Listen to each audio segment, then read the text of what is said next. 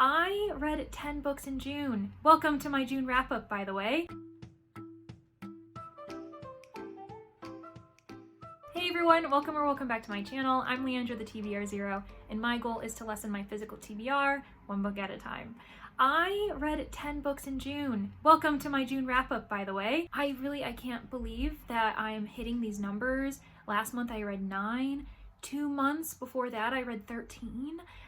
Definitely not normal, but there are some reasons for it. So be careful kind of taking this quantifiable statistic and taking it to heart, because there are reasons. One, I'm a big audiobook listener. Two, this month alone I read my first manga, which is a quick read. I read a middle grade, and I read what's deemed kind of a classic children's lit book. So all of those allowed me to get through books a little bit more quickly. Whatever you've read, as long as you've enjoyed it, that's the point of it. And out of these 10 books, I ended up having an average rating of 4 stars, which is awesome, and also not necessarily surprising again, because I tend to DNF books that I don't think I'm going to enjoy, and I did have one DNF in June, and that was Renovated to Death by Frank Anthony Polito. Oh my gosh, there's a bug in here, it's fine. So with this read, it's actually a cozy mystery. I'm really excited that this type of subgenre under an already existing subgenre is coming up, and that's basically cozy mysteries that are written by authors who are part of the LGBTQIA+ community. And that's why I'm so disappointed that I didn't finish this book. It was an audiobook, so that could have caused it. Maybe I wasn't vibing with the narrator, who I think is actually the author. So I wasn't invested in the story. I didn't really care about solving the crime and the various issues that the characters were going through, and so I ended up putting it down because I would rather just DNF a book than knowingly finish it and give a book 2 or 1 stars, especially when they identify with a minority group who already struggle to have their voice shown in like the fictional and non-fictional communities of the publishing industries. So I just DNF'd it. I thought that was probably the smartest route to go. But beyond that, I did have a really successful reading month. So the first book I ended up finishing was Viviana Valentine Gets Her Man. This is by Emily J. Edwards. The reason why I read it, it's the first in a Girl Friday mystery series, is because I've actually been accepted by Crooked Lane, the publisher for the arc of books 2 and 3. So I was like, I might as well start at the beginning, and I'm so glad I did. I listened to it as an audiobook through Libby, and I really had such a good time. It's set in New York City, 1950s. Viviana is basically the secretary to this PI who's pretty well known and really like good at his job as a PI, Tommy Fortuna. They get this really high profile case at the beginning of the book, and then just all these mysterious events happen. He suddenly goes missing. He lets her know that he's off on this one lead, but then she doesn't hear any information from him, and then she finds this unidentified unconscious man who will possibly never wake up in her office, and she's got to call the police, and suddenly she's involved in this police investigation. She can't tell him where Tommy is, and she has to solve the case herself to make sure that Tommy doesn't end up getting arrested for this when he does pop up, if he ever does. And she's got to bring in the girls that she lives with at the boarding house for like young women, and each of them comes from a different background and they help her out. There's this heiress who's kind of suspicious, but she also is kind of growing on Viviana as potentially just this lonely rich girl who has been like sequestered away from society by her father, who's sketchy. It's a really great time, and I love Viviana's voice. The voice narrator did a great job, and I could totally hear the inspiration, which the author confirmed on my Instagram post. I know, I'm so cool. She basically confirmed my own assessment that this was a mix of His Girl Friday and The Marvelous Miss Maisel. So if you can picture those two characters put together, that's who Viviana is. It was great. I ended up giving it 4 stars just because it was so much fun. Like, there were some kind of craziness going on at the end when things were getting wrapped up, but either way, I'm really excited to continue with the series. And as of recording, I did start on audiobook book 2 because I'm so behind on my NetGalley arcs. Yes, I'm listening to the audiobook already from Libby again, and that is Viviana Valentine Goes Upriver. I'm really excited because it's going to take her out of the city. She's actually going to be sent upstate in New York State to this estate to kind of investigate what's going on at this property. At the mansion, the owner is saying he's hearing strange noises at night, and they can't seem to understand where it's coming from. So I'm really excited for this. The next book that I ended up finishing in June was actually Dead Silence by S.A. Barnes. Her second book is coming out in 2024 called Ghost Station. This is horror sci-fi, so if you're into that, read Dead Silence and then get ready for Ghost Station, because I am doing that myself. What's interesting is that S.A. Barnes, this is her pen name. She's also known as Stacy Cade, which I think is romance, but I might be wrong. So I just find that really fascinating when authors are able to be quite versatile. I ended up reading this as a buddy read with Danny over at Danny Dabbles, and we had so much fun. I ended up giving this book 5 stars. Danny gave it 4. Clearly that means that it is like a strong sci-fi horror book. What happens is this kind of repair crew out in space, this is futuristic, they are on their last run. They're about to actually get replaced by a lot of like AI kind of positions where like the technology is so advanced they don't actually need people to be going off and doing repairs on satellites and other things. And so this is their last run. They're on their way to head back and basically just either have desk jobs back on the very crowded planet Earth or various other positions in the solar system. But they hear this beacon. It is a distress call, and it's far out beyond what they like the knowable space is. And so they're wondering, should we go check it out? And finally they do, and they discover that it's actually a distress call from a luxury cruise spaceship that disappeared 20 years ago. And it's called the Aurora. No one knew what happened to it. It's basically, if you think about like Titanic in space, they were going on a year-long journey throughout the solar system, and 6 months in, dead silence. Oh my gosh, that's the title.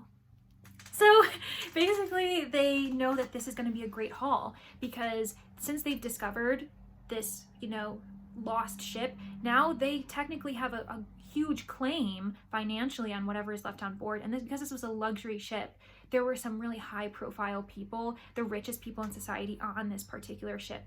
So it's really fascinating, because when they get on the ship, because they're like, okay, we're actually going to bring it back with us to make sure that we secure our claim. As soon as they seal themselves in the ship, things begin to go wrong. They begin to hear whispers. They don't know if they're alone. They begin to wonder what actually happened to make this ship basically go offline 6 months in. And it's really great. It's really exciting. It's like such a fast read because of all the action and because you're so interested and invested. And yeah, I just had a really good time. Highly recommend.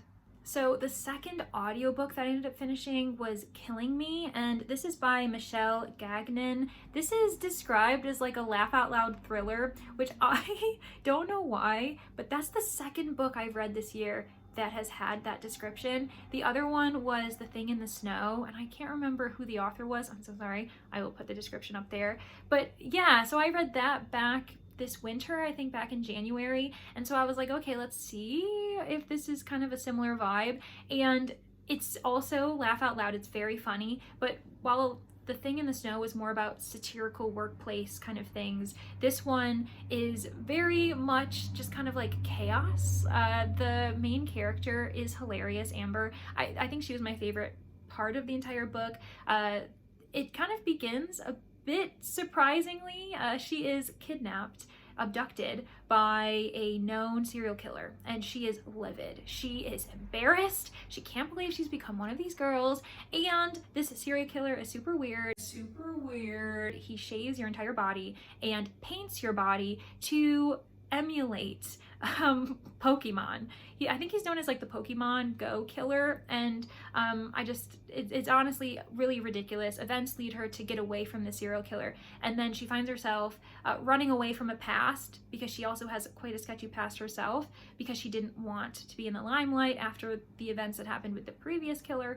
And she's in Las Vegas, and suddenly she finds herself yet again being chased by a serial killer. And it's really interesting. It's a concept I didn't really think I would enjoy, and I did find it really funny. I think that I probably wouldn't find it as enjoyable if I was reading it, though. The audiobook definitely helped me push through to basically finish this book, and so I did give it 3 stars. It was really entertaining, and I could actually see myself reading this similar character again if Michelle Gagnon was turning this into a series. I imagine she might, because it kind of left off on an interesting cliffhanger. The only thing that I disagree with is I wouldn't call this a thriller. I didn't find the serial killer who was chasing her throughout most of the book that scary. I know that sounds ridiculous, but I think it was because I would have found him scary if it wasn't constantly repeated to me that we need to be afraid of him, that if he wanted us dead, he would have like killed you already. It's like, I get it. And he kept being described as this mastermind. And then when Amber ends up face to face with him, I wasn't that impressed. He kind of tried to do like a reverse psychology double flip thing, and I was like, you're not that convincing. There's no reason why Amber should believe you, especially because he was kind of throwing the blame elsewhere, saying that she should not trust someone who's been helping her the entire time. And I was like, this isn't, there's no reason why she shouldn't trust this other person, so why would you? I don't know. I was really annoyed by that, and it just wasn't believable. I didn't think that was plausible, and I felt like Amber was suddenly really like stupid. And I don't think she's a stupid character. So I didn't find it that scary. And I also, because it's a serial killer, I think that's why it was immediately marketed as a thriller, but it's really a quasi-cozy. It was very funny. There were a lot of kind of puzzling clues and creativity going on in trying to like solve the case, as it were. But I just think that because it's a serial killer, we like to throw in that it must be a thriller because mysteries don't tend to follow, you know, serial killing crimes. That's just my 2 cents. This was a weird time midway through the month because I kind of had like a spree of 3-star reads. I also read The Moon Represents My Heart. This was by Wangtechawat. She is a Thai Chinese author who was educated in the UK, and so that's why we see kind of Shanghai, or is it... Oh no, I don't know. I gave it 3 stars. I don't even remember. This is so bad, but it is like a multicultural, multi-generational read. 2 aspects I really adored. Part of it is in London, and then part of it is in the walled city, and so I found it really fascinating. Sure, motorcyclists interrupt my video. I'm fine with it. Look twice, save a life though. So The Moon Represents My Heart, I was really disappointed, I think, because I had really high hopes. It's described as like time travel, so like light sci-fi, and it was beautifully written. It was mostly written in like vignettes, short chapters from various people's perspectives, and I loved all of that. But my high hopes stem from the fact that The Sea of Tranquility by Emily St. John Mandel was such a great time travel read that I kept comparing it to that and being like, this isn't as good, and I was really mad. And on top of that, the men characters in this book made me so frustrated. They were never held accountable for their actions. All of the women remained mostly submissive, or they like chalked up the men's actions as, oh, it's because they're just clueless. I'm like, you're clueless. Get a backbone and tell these men that they're being selfish, because they really are, especially because there are times when they're making selfish decisions. They're participating in infidelity, and a lot of the women are saying, oh, that's just what men do. And it really doesn't make any sense, because most of the main characters we follow are in the like 21st century. Like we're talking like 2015 to 2018, very recent. And I'm like, why are these women being so okay with this? It was honestly like so aggravating. I was very close to giving this 2 stars, but I have to give the author credit where it's deserved, and she is a beautiful writer, like a lot of like gorgeous purple prose, and at the same time minimalist writing. I can't really describe it any better than that, but just an overall disappointment, and I'm so sad. But thank you to the publisher, Blackstone Publishing, for gifting me this book. I forgot to mention where I got various books from, I think. At this point, Dead Silence, Viviana, Valentine, and Killing Me were all library reads, even though Killing Me was technically also from NetGalley. And The Moon Represents My Heart was gifted to me by the publisher during this like promotional period. And so yeah, thank you, but not ever going to be my favorite book. 2 other books that I ended up reading around this time that also got 3 stars. That's what I'm telling you. This was like my mid-month kind of like stale time of reading, and the 3 stars isn't bad. I did enjoy each of these books. That's why I didn't give them 2 or 1 stars. This is why I didn't DNF them. But you know, when you're kind of like wanting to throw in a 5-star read, like I didn't want just solid good books, like I wanted a great one. But anyway, one was Obelists at Sea. This is by C. Daly King, and this is actually the pen name for a psychologist, and I can't remember his real name. I'm sorry. I ended up getting this part of my Mysterious Bookshop subscription for like classic American detective fiction, and I did find the concept really fascinating. There were moments where I found it very humorous, and that's why I did give it 3 stars. But beyond the kind of clever wordplay, the fact that it's a transatlantic mystery, which is also quite cool. The lights go out. When they turn back on, someone is dead, and people are pointing the finger, trying to figure out who it is. And on board, there happen to be 4 psychologists because they're going to this convention in London. They get brought on by the captain to help them out, and it's sectioned off where each section is dedicated to one psychologist's theory, and they each kind of come up with a different suspect, and this is their reasoning for their solution. And so it is really fascinating to see how different perspectives see from different angles, and it's very humorous, it's very satirical, the fact that a lot of these psychologists are obviously wrong because there can only really be one solution. So we do kind of get through the silliest like solutions first, which is quite fun. C. Daly King obviously had a lot of fun with like the naming process, because each psychologist has like his own expertise. Like the first one is Dr. Frank Behavior, or Frank Behavior. So when you say it all together, it's Frank Behavior, and he's a behaviorist. There's another doctor, Dr. Malcolm Plex, and obviously that's male complex. So he's like very Freudian, and honestly, I hate that. So I'm glad that he wasn't that great of a psychologist in solving the crime, because I was like, we're not going there. We are not going that route. So there were a lot of funny aspects, but it was quite a slow mystery. It's a chunkier one than you typically expect of the time period. So I think that's also why it's not as strong or exciting, because I'm basing it off of like what's expected of the genre. And also the psychologists were really big on monologues, which is fine. There were times when I was like kind of dozing off during that. So this is a solid 3-star, and I do recommend it for those who are interested in psychology, because it's kind of fun. And finally, during my 3-star spell, I ended up also reading this physical arc that I was gifted by Kensington. So thank you so much, Kensington. And like I said, 3 stars means I still had a lot of fun with these reads. They are in no way, like, there shouldn't be any reason why someone doesn't want to read it because it's a 3-star, because I think that just means it wasn't for me, but it was still a really solid read that deserved to be published.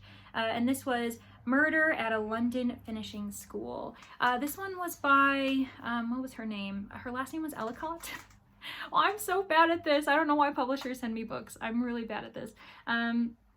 This was quite fun though. It was an Edwina and Beryl mystery. Firstly, I love the name Beryl, and this was interesting because it's post World War I, but leading into World War II, and it's set in London and England. And these 2 women, they ended up going to finishing school together. Beryl was American, and Edwina is English.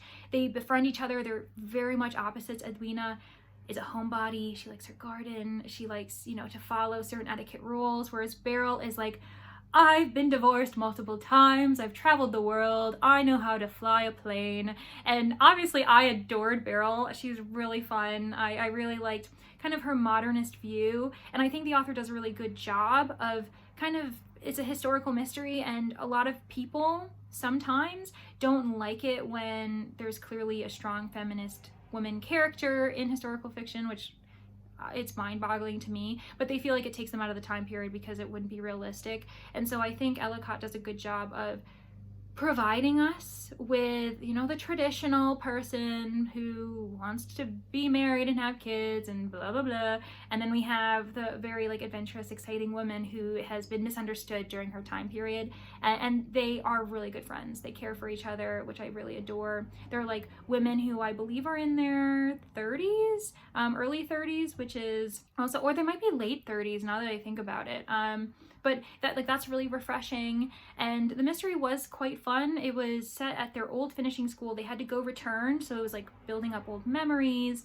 And then they people were hearing sounds in the night, things were going missing, being stolen from the young girls that were there, being educated, and the school was just kind of in disrepair.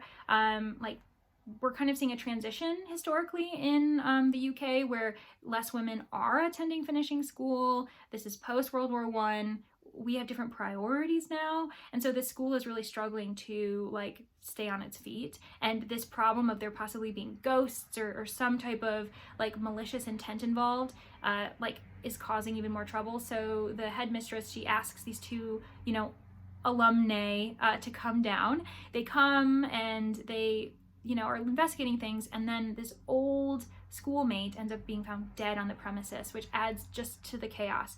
And I did find it interesting. I probably was closer to giving it 4-star until the end. There was like some weird espionage involved in it at the end, where some people were revealing themselves as like everyone was kind of pretending to be who they were, and I was like, okay, like I get that. Again, we're coming off of World War I, where people were doing like special intelligence or whatever it is. But I was like, this is a little bit too much for me, a little too much. So I gave it 3 stars. And then this is where we hit the turn, and I had a lot of really great reads at the end of the month. One, this was like the classic children's lit that I had mentioned, Winnie-the-Pooh by AA Milne. So this isn't actually my first experience with AA Milne, or should I say Winnie-the-Pooh isn't. My first literary experience with Milne was the Red House Mystery. That is his only Golden Age detective mystery, and it's kind of deemed like a classic impossible crime that most people like revere still today, which I read that and it was super fun, but I'm pretty sure I only gave that 3 stars. Whereas this, Winnie-the-Pooh, I gave it 5 stars. I absolutely adored it. It was so fun. The illustrations are gorgeous. I even wrote down the illustrator's name because I have to give him credit. E.H. Shepard, the original illustrator, just the perfect combination. Like, I can't imagine any other person illustrating Winnie-the-Pooh, his friends, 100 Acre Wood, just like Shepard did, and that was definitely my favorite part. The edition I have is a Folio Society edition, which I'm very fortunate to have, and at the back of the book we actually have the prints of the pencil sketches of Shepard's like original sketches of, you know, creating the world, and it is lovely.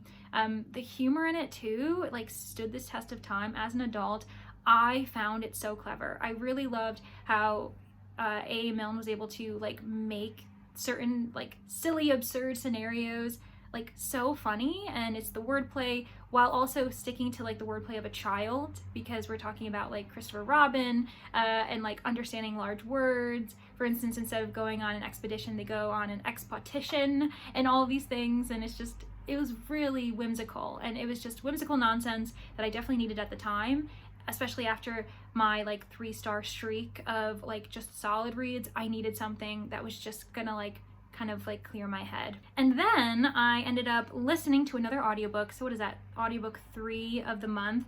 And that is What Lies in the Woods by Kate Alice Marshall. This was published in 2023. I didn't realize that when I first started listening to it. A friend of mine at the library, she had just listened to it. She's in her like new audiobook newbie kind of era. This was the first audiobook she ever listened to, which I loved so much. And so when she said that I should read it, I was like, well, I'm gonna participate in the same experience as her. I put myself on the waiting list for Libby to give me the audiobook, because I was like, if she listened, I'm gonna listen so that we can like have the same experience. And both of us ended up giving it 4 stars. What's fascinating is when I first finished it, I was actually I think I was on Brittany's sprints, or it might have been Nicole's. I think might have been Brittany though. But basically I'd mentioned, I'm like, hey, I just finished this book. And she was like, oh, Leandra, there is some contention about this particular title. Some people, if they have like no idea, like going into it, and they just read the entire thing, they'll tend to give it 5 stars. And then there's people who, as soon as they start reading it, they see parallels to a true crime case that was really like headline news, and so they gave it 3 stars. Which, one, my question is, did they still read the entire book and then give it 3 stars? Or, because the one critique I have is people who write books that they've DNF'd, especially if they haven't even gotten to say like the halfway point. Like that really actually is one of my pet peeves on the bookish community side. But I do find that really fascinating, that some people felt they might have been cheated, or they were disappointed the fact that this author was heavily inspired by a real-time true crime event, especially because that's super common.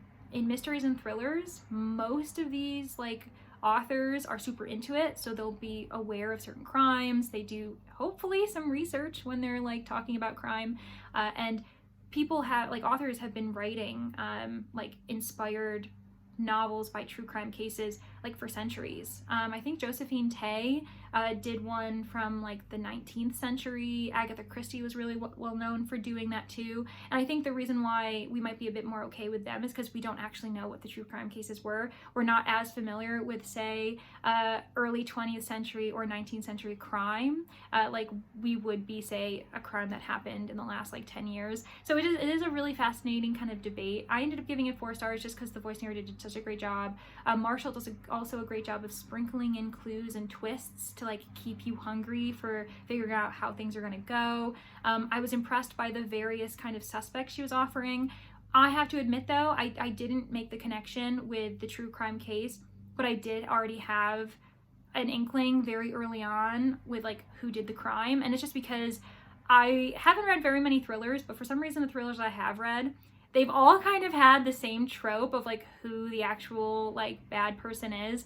And so I already knew.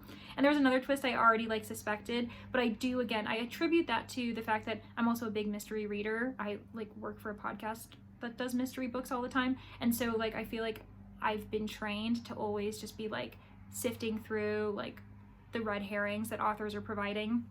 But I did give it 4 stars. I thought it was a really fun time, and the fact that I got to talk about it with a friend throughout the process enhanced the experience tenfold.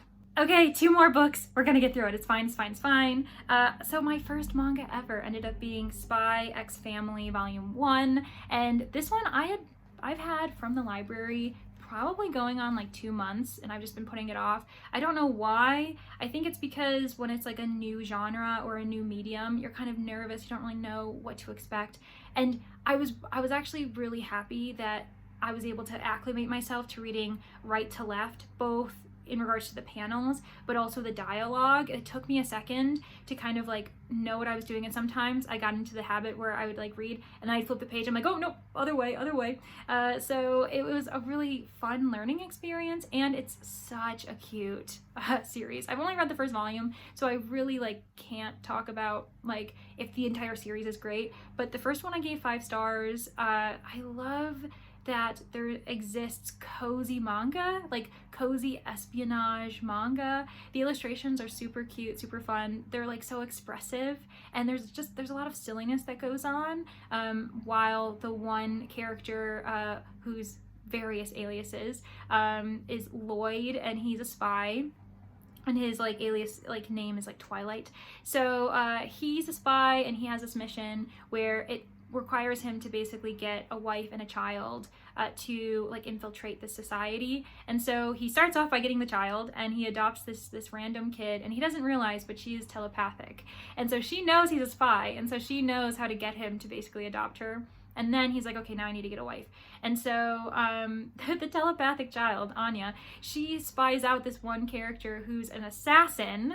And again, the spy and assassin don't know each other, but she like finds a way to kind of support their union and like have them both kind of come up with their own ideas, because the assassin, Yor, she also needs the cover of a family to kind of protect herself from this society that is really interesting, like very conservative, very paranoid, where they're like, she's an older woman, and older being 28, which is how old I am, and they're like, that's really suspicious that she's young and doesn't have, or like that she's a single woman that doesn't have like a family. And so they're like, we might report her to the government to like keep an eye on her. And so to protect herself, especially because she actually does have things to hide, including her assassin status. So it's just really fascinating how all of them have their own secrets, and yet they're kind of like slowly beginning to care about each other and become a real family. And yeah, I just had a really good time. So I'm definitely going to continue investigating manga and SpyXFamily. I've already borrowed books 2 and 3, so I'm gonna be diving into those hopefully during July. And finally, my final book that I finished June 30th during sprints for the kickoff of Beachathon that's hosted by Sarah Y. I'll make sure to have everything in the description if you're interested in participating. So we're doing a Beachathon all throughout July, but we kicked off June 30th and hit midnight so that we could kind of celebrate the beginning of the month. And I ended up reading the Hatmakers during that time, and it's a middle grade magical realism, historical fiction story. There's a lot going on there. Basically, Cordelia Hatmaker, she is from a long line of hatmakers, and they infuse their hats with these like magical ingredients that can cause certain emotions. So it can make a person kinder, it can make a person feel more confident, but there's also like malicious ingredients where it can make someone more volatile, more violent. So it's really a complex kind of magical system, and it's set in like a historical time period of London. I want to say they described like it being a part of the Enlightenment era, which is very interesting. So there's still like carriages and like horses, and it's a really great setting. There are also other makers, the cloak makers, the boot makers, and none of the makers are friends. They're actually all rivals, and they all work for the kingdom. So the king at one point, he's fallen ill. He's an illness that is of silliness. And so the makers are asked to make these clothes to like bring him like some wisdom, bring him down so he can be serious. And it doesn't work. He gets sent off to the seaside. And so his daughter, the princess, gains power. And the reason why they really needed like someone rational to be head of the kingdom is because England is currently in this weird back and forth with France.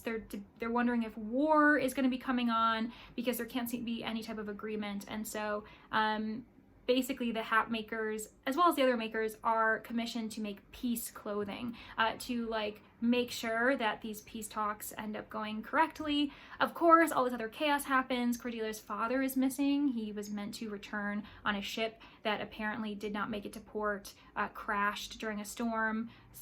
Crashed? I think that's the term for boat nautical terms. So it's just, so she's worried about that. She's kind of fighting grief because she won't, like, she's like, no, he's not gone.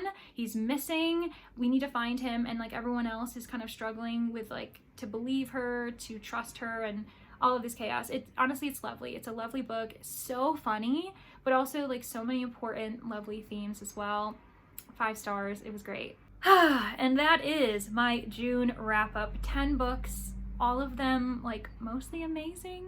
It was great. And I want to say that I didn't do great in regards to my physical TBR. 2 of the books were from my physical TBR. I had 3 audiobooks that were all from Libby. I had 2 other books from the library. I had an ARC, a physical ARC from Kensington, and then I had a finished promotional copy from Blackstone Publishing. So kind of a scattering of things. Oh, and 1 purchased book that was my subscription for the month. Does that add up to 10? If not, I've forgotten something.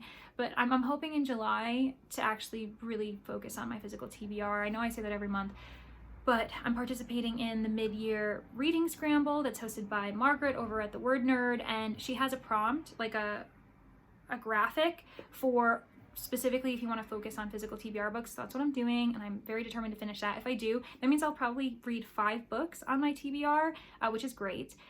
With that said, I of course have a bunch of promotional reads that I've already scheduled for July, ARCs that are coming out in August that I want to get ahead of, and then of course my like purchased books, my laundry list of library books that are literally sitting on my coffee table right now.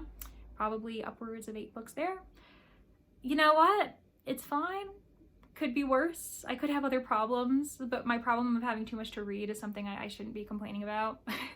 just be calm, drink some herbal tea every once in a while, take naps, you know, all that good stuff. Well, that's all I have for you today.